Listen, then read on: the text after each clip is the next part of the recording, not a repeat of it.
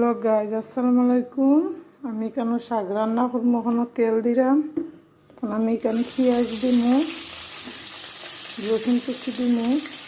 আমি কেন পেঁয়াজ আর রসুন দিচ্ছি, কেন আমি হাতের তোলা শাক রান্না করবো।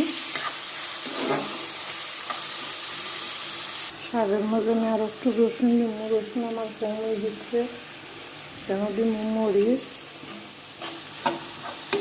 পেঁয়াজটা আমি ভাজা ভাজা করবো।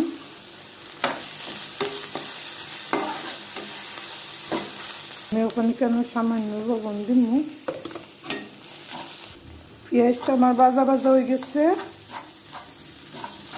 তখন আমি কেন আমার হাতের তোলা শাকগুন দিলাম। এই শাকটা খাইতে আমি অনেক ভালো খাই। কয়েকটা লাউ পাতাও দিচ্ছি আমি লগে।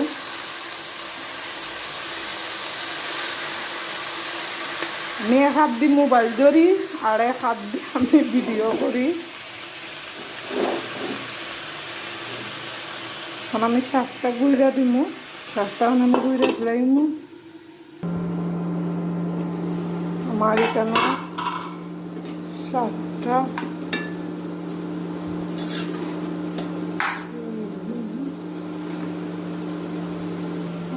শাকটা এখানে রান্না হয়ে গেছে।